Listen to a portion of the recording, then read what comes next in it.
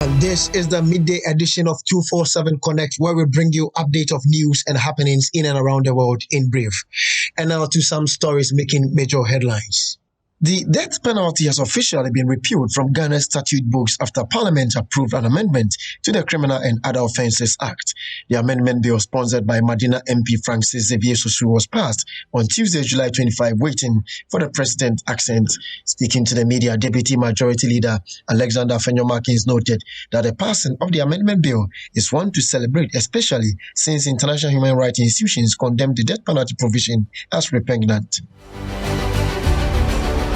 Cecilia Abena Dapaah, the embattled former sanitation minister, had more money stashed at one of her residences that took them 5 hours to count the latest stash. Even though it is reported that her official residence at Cantonments and private residence at Abelemkpe were searched, it is not known which of the two residents had the latest sums. Meanwhile, some relatives of the former minister have also been questioned about the stolen monies from her Abelemkpe residence, which led to her resignation from office and the current probe by the OSP.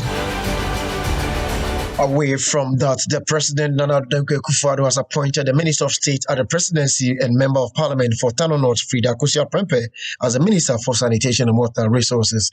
According to the President, she takes over from the immediate former Minister Cecilia Abena Dapaah, who resigned from the portfolio over the weekend following the stolen money scandal.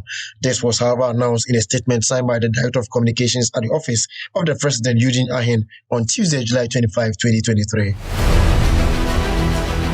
The management of the Greater Accra Regional Hospital has denied reports that the facility housed a foster who is supposed to be serving a 15-year jail term for 2 months. Explaining what occurred in a press release, Ridge Hospital indicated that the convict, David Aseite, after falling ill, was referred from the Nsawam Prison Clinic and subsequently admitted to the Greater Accra Regional Hospital on June 23, 2023. However, Ridge Hospital has indicated that, contrary to the reports, the convict was discharged and sent back into police custody less than a month after his treatment.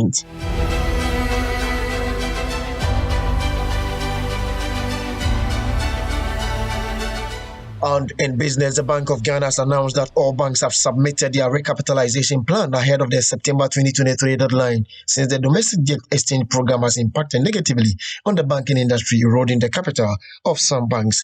According to the Governor of the Bank of Ghana, Dr. Ernest Addison, the recapitalization program will enhance the operations of the Ghana Financial Stability Fund. Meanwhile, the Ghana Association of Banks had described the BOG's end of September timeline for banks to provide their recapitalization plans as a prudent decision. Total market turnover on the secondary bond market has upsurged by 91.52% week on week to 336.87 million cedis, indicating that activities on the bond market are improving. The upturn in aggregate market turnover was on the back of a 92.54% week on week increase in the volume traded across the short-dated new bonds. Analysts believe the Monetary Policy Committee's decision to raise the policy rate to 30% could likely pose a downside to market activity, as it favors treasury bills with attractive yields over existing bonds.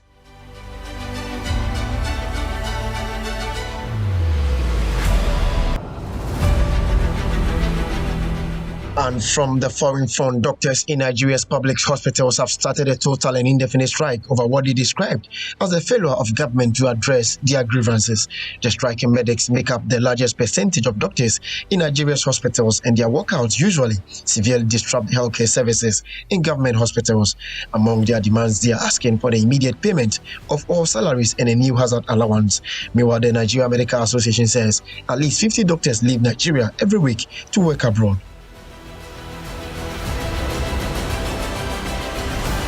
A large-scale security operation is underway in Ecuador to free dozens of prison guards who were taken hostage by inmates. President Guillermo Lasso had earlier declared a state of emergency in the country's jails, with thousands of police deployed. The security operation comes after days of violence which saw at least 6 people killed and 11 injured in Guayas prison in a fight between rival gangs in the port city of Guayaquil. The deadly incident triggered unrest in a dozen other jails where inmates went on hunger strike.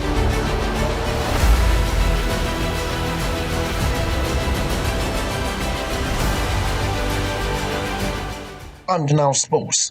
Black Stars forward Enes Nyama is valued as the most expensive left winger under the age of 21 playing outside Europe's top 5 leagues. The speedy 19-year-old topped the 10-player list put together by the CIES Football Observatory, where Nyama, valued at 15.4 million euros, is ahead of players from Belgium's Club Brugge and Portugal's FC Porto. The list comes on the back of Nyama bagging a hat-trick in FC Nordsjælland's 4-1 win over Viborg in the Danish Superliga. Bronny James, the elder son of NBA icon LeBron James, has been admitted to the hospital after experiencing a cardiac arrest during a practice session. A spokesperson for the James family issued a statement confirming the incident, stating that medical personnel promptly attempted to Bronny and successfully stabilized his condition. As of now, he's out of the intensive care unit and his condition is stable. The family has requested privacy during this time and assured the public that they will provide further updates to the media as needed.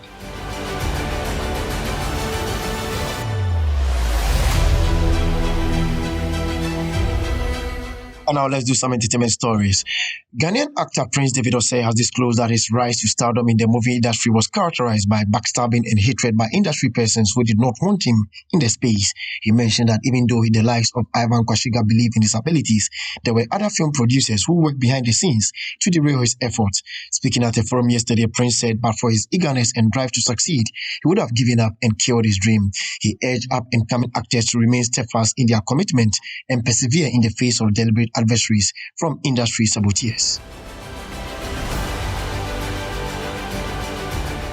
Reggae dancehall musician Shatta Wale has announced the highly anticipated third edition of his Freedom Wave Concert 2023 this year, highlighting Medical as the only artist to be featured alongside Shatta Wale. Making the announcement via his Facebook page, he indicated that the concert is set to take place at the Ohinijan Sports Stadium in Accra on Monday, December 25, 2023, and that it would be an annual festival. Shatta Wale is, however, hopeful that he would fill the 40,000 capacity stadium coming December 25, 2023. And that's it for today's midday edition of 247 Connect here on channel 247 TV. Thank you for watching. Have a good afternoon.